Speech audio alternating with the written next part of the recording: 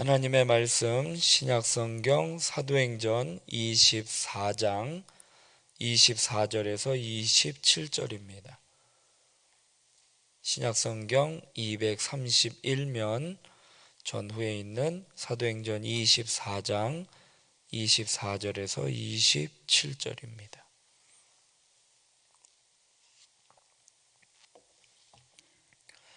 우리 한 목소리로 같이 봉독합니다. 수일 후에 벨릭스가 그 안에 유대 여자 드루실라와 함께 와서 바울을 불러 그리스도 예수 믿는 도를 듣거늘 바울이 의와 절제와 장차 오는 심판을 강론하니 벨릭스가 두려워하여 대답하되 지금은 가라. 내가 틈이 있으면 너를 부르리라 하고 동시에 또 바울에게서 돈을 받을까 바라는 고로 더 자주 불러 같이 이야기하더라. 이태가 지난 후 보르기오 베스도가 벨릭스의 소임을 이어받으니 벨릭스가 유대인의 마음을 얻고자 하여 바울을 구류하여 두니라. 아멘. 장애물을 제거하라 라는 제목으로 말씀 나누고 기도하도록 하겠습니다. 오늘 본문의 말씀을 보면은요, 지금 이제 새벽마다 이제 사도행전을 지금 계속 말씀을 나누고 있는데요. 지금 이제 바울이요, 지금 이제 로마로 가기 위해서 지금 이제 고소를 당하고 지금 죄수의 신분으로 지금 이송을 하고 있는 과정 가운데 있습니다. 그래서 지금 총독 벨리스를 만나게 되었는데요. 이 총독 벨리스는요, 아내가요 유대인이었어요. 그러니까 율법이나 이 복음에 대해서 이제 어느 정도 이제 하나님에 대한 이제 신앙에 대해서 좀 알고 있었던 거죠. 그래서 이 남편인 총독 벨리스는요, 유대교에 대해서는 어느 정도 기본 지식은 알고 있는 거예요. 그러니까 대제사장들과 서기관과 바리새인들이 왜 바울을 고소하는지, 어떤 명목으로 어떤 이유로 고소를 하고 있는지 대충은 알고 있어요. 그런데 지금 바울은요, 로마 시민권을 갖고 있는 사람이에요. 그러니까 법적으로는 특별한 문제는 없는 거예요. 종교적으로 유대교로는 좀 문제가 있어서 지금 논란이 되고 있었기 때문에 어느 정도 기본 지식은 갖고 있었습니다. 그래서 바울의 그 복음에 대해서 관심이 있었어요. 그리고 가르침에 대해서 관심을 보였습니다. 근데 이 벨릭스는요, 복음에 대한 관심은 있는데요, 이거에 대한 관심이 좀 긍정적으로 적극적으로는 반응을 하지 못하고 있음을 오늘 성경은 이야기를 하고 있습니다. 왜 벨릭스가 적극적으로 반응하지 못하고 왜 그 복음을 받아들이지 못하고 결단하지 못했는지, 우리가 믿음 생활을 하면서 신앙 생활하면서 어떤 결단을 해야 할 때에 우리가 결단하지 못하는 이유들이 있어요. 어떤 장애물들이 있는데, 오늘 벨릭스가 믿음을 결단하기에 방해가 됐던 장애물이 무엇인지 살펴보고, 우리의 신앙에서도 그러한 장애물들이 있다면 제거하는 저와 여러분이 되길 주님의 이름으로 부탁드립니다. 첫 번째 장애물은요, 두려움이었어요. 오늘 성경은요, 모든 사람들이, 우리가 복음을 전할 때 모든 사람이 죄인이다라는 것을 전제로 하고 복음을 증거합니다. 그래야 복음을 받아들일 수 있는 거예요. 내가 죄인이라는 것을 깨달아야 내가 내 힘으로, 내 의지로 이 죄 문제를 해결할 수 없구나, 나는 죽을 수밖에 없는 죄인이구나라는 것을 깨달아야만이 나를 구원해 주실 예수님을 영접할 수 있는 거거든요. 그래서 모든 사람이 죄인이다라는 것을 전제로 하고 단언을 하는데, 그 복음을 전할 때 그 죄에 대해서는요, 심판이 있어요. 죄에 대한 심판이 있고요, 그 죄에 대한 책임이 따르요. 대가를 지불을 해야지 된다라는 것입니다. 그래서 바울이요, 이 벨릭스 부부에게 복음을 전하는 데 있어서 이 복음의 핵심이 무엇이었느냐, 바로 이것이었어요. 의와 절제, 그리고 하나님의 심판이었어요. 오늘 본문 25절의 말씀을 보면은요, 바울이 의와 절제와 장차 오는 심판을 강론했다라고 이야기를 하고 있어요. 그래서 벨릭스 총독에 대해서 윤리적인 문제, 의에 대한 윤리적인 문제, 이런 것들에 대해서 그 상황에 맞는 복음을 증거했어요. 그런데 윤리적인 문제, 의와 절제, 그리고 하나님의 심판에 대해서 복음을 전하자 그가 어떻게 해요? 두려움을 갖게 된 거예요. 오늘 본문 25절 다시 보면 바울이 의와 절제와 장차 오는 심판을 강론하니 벨릭스가 두려워하여 대답하되 지금은 가라, 내가 틈이 있으면 너를 부르리라 하고 라고 이야기를 합니다. 우리가 복음을 전할 때에요, 이 기본 진리인 당신은 죄인입니다, 우리는 죄인입니다 라고 이야기하면 거부 반응이 일어나요. 내가 뭔 죄를 지었냐고. 그리고 복음을 전할 때 됐어, 나중에, 이렇게 하면서 거부를 하는 경우가 있다라는 것입니다. 그 내면에는요, 이 두려움이라는 것이 있어요. 내가 심판받는다라는 거, 내가 죽을 수밖에 없다라는, 내가 죽음에 대한 심판에 대한 두려움이 있기 때문이라는 것입니다. 이 벨릭스의 첫 반응이요, 죄에 대해서 심판의 메시지를 들으니까요 두려워하고 있다라는 거예요. 이 두려움은요 당연한 것인데, 복음에는요 심판과 진노만 있는 게 아니에요.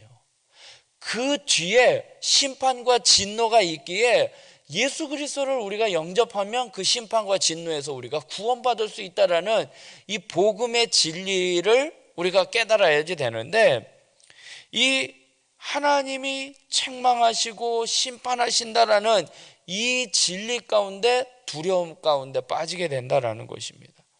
하나님은요 책망만 하시는 분이 아니셔요. 회복시켜 주시고요, 또 진노만 하시는 분이 아니라 구원의 길을 예수 그리스도를 통해서 친히 독생자 예수님을 우리에게 보내주셨다라는 것입니다.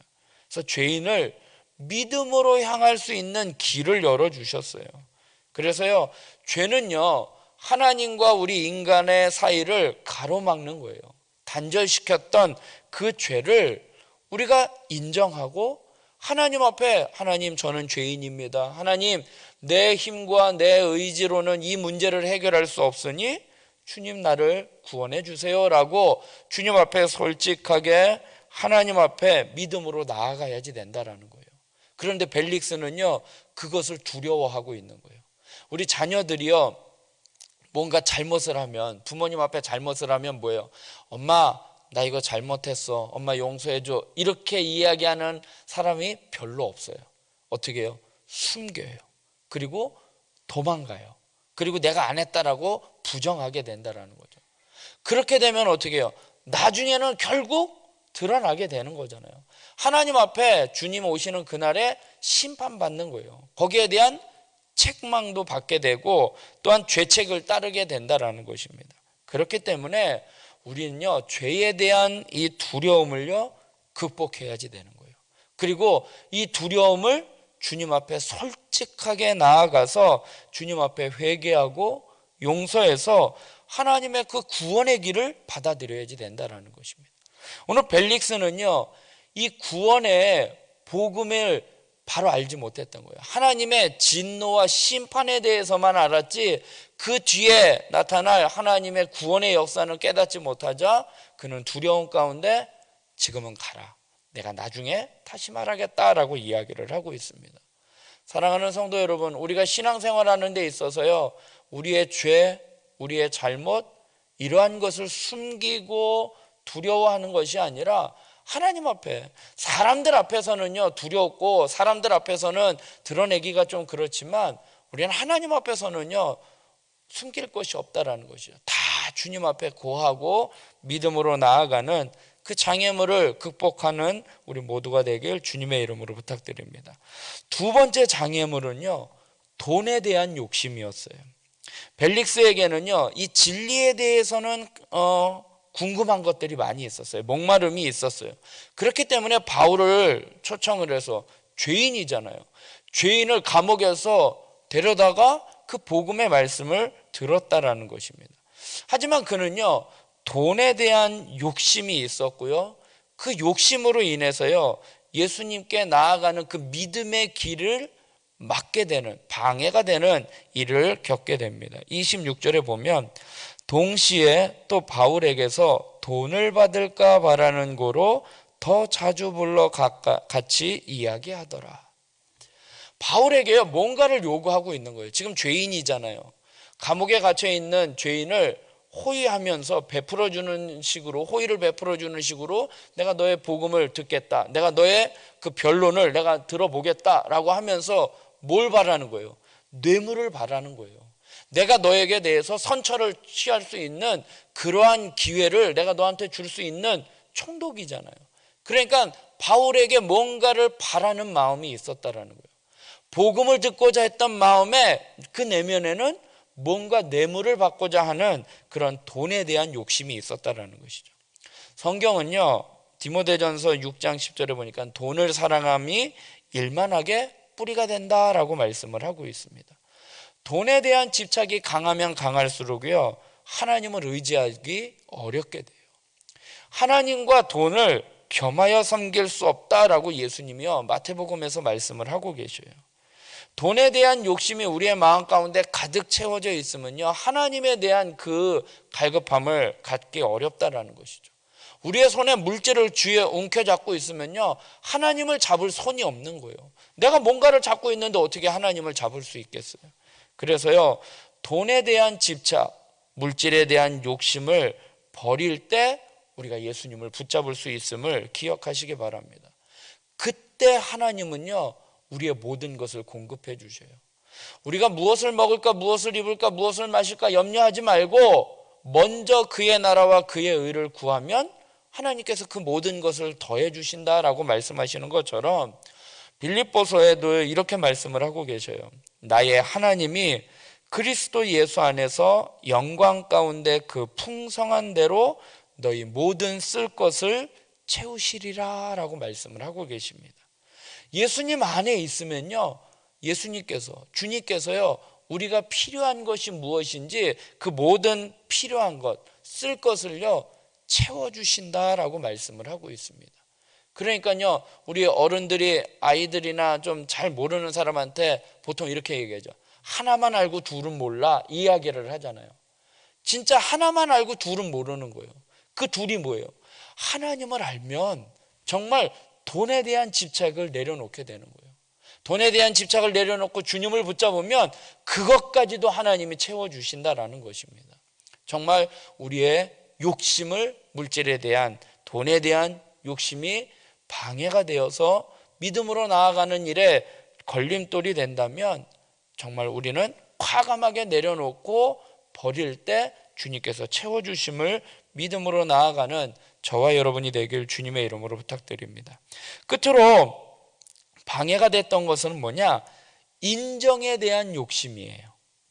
벨릭스는요 예수님을 영접하고 그분이 주시는 자유를 받아들이는 대신에 유대인들의 마음을, 환심을 사기 위해서요 그냥 바울을요 그냥 감옥에 그냥 가둬두기로 결정을 하게 됩니다. 27절에 보면 이태가 지난 후 보르기오 베스도가 벨릭스의 소임을 이어받으니 벨릭스가 유대인의 마음을 얻고자 하여 바울을 구류하여 두니라 말씀을 하고 있어요. 이태가 지나면, 내가 지금 총독 벨릭스가요 이태가 지나면 자기의 소임은 이제 끝나는 거예요. 그리고 베스도가 그 총독의 자리를 위임받는 거예요. 그러니까 내가 굳이 지금 이 논란 가운데 내가 판결을 해가지고 유대인들로 하여금 바울을 보니까요 죄가 없거든요. 풀어줄 수 있는 거거든요. 그랬다가 유대인들에게 반란을 사고 또 뭐 안 좋은 소리를 들을까봐 이태가 지나면 내가 그 책임을 내가 질 필요가 없거든요. 그렇기 때문에 이태가 지난 베스도에게 그걸 넘기기 위해서 그냥 바울을 어떻게 해요? 그냥 감옥에 가둬두었다라고 이야기를 하고 있는 것입니다. 복음을 받아들이는 데 있어서요 하나님을 생각하는 것이 아니라 사람을 생각하고 있다라는 거예요. 사람의 인정을 받고 사람에게 주목받고 싶어하는 그러한 것을 선택을 하고 있다라는 것입니다. 사람의 마음을 얻기 위해서요 영원하신 하나님의 그 축복, 호의를요 거절하고 있는 것입니다. 죄인들에 대한 하나님이 갖고 계시는 이 진노와 적대감을 예수님을 통해서 우리가 회복되고 구원받는데 그 놀라운 그 회복의 그 축복을요 그 기회를요 저버리고 있다라는 것입니다. 사람의 마음은요 흔들리는 갈대와 같이 수시로 변해요. 사람들의 마음을 얻기 위해서 신실하신 그 하나님이 거저주시는 자녀됨의 축복을요, 그는 거절하고 놓쳐버렸다라는 것입니다. 누구든지 예수님을 이름을 부르면 구원을 받지만 그 구원을 얻기 위해서는요, 우리가 장애물들을 제거해야지 되는 거예요. 내려놔야지 된다라는 것입니다. 자기를 부인하고 주님을 따라가야 주님으로부터 얻는 그 축복을 얻게 된다라는 것입니다. 세상 사람들로부터 받을 수 있는 갈채를 거절한 사람들은요, 하나님으로부터 인정받고 하나님 앞에 의의 면류관, 하나님의 면류관을, 하나님으로부터 면류관을, 인정을 받게 되는 것입니다. 세상 것이 아닌 주님 앞에 은혜를 구하며 살아가는 저와 여러분이 되길 주님의 이름으로 부탁드리겠습니다. 말씀을 맺겠습니다. 자기가 쥐고 있는 것, 이거 움켜잡으면 안 돼요. 우리 복음성가 우리 아이들 찬양에 보면 사랑은 참으로 버리는 것 그 얘기하잖아요. 움켜잡으면 없어지고 나눠주면 풍성해지는 게 사랑이다라고 이야기를 하는 것처럼요, 우리가 뭔가를 세상적인 것을 움켜잡으면요 너 없어져요. 그리고 또 움켜잡으면요 주님 것을 받을 수가 없다라는 것입니다. 아무리 좋은 선물이라도요, 내가 뭔가를 붙잡고 있으면요 받을 거 없어요. 내가 뭔가를 붙잡고 있는데 어떻게 받을 손이 어디 있어요.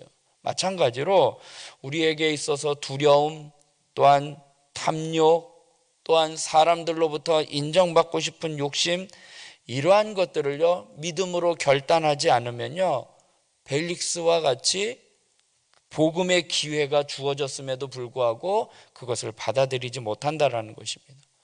우리에게 있어서 믿음으로 신앙생활하는 데 있어서 방해가 되는 장애물들이 있어요.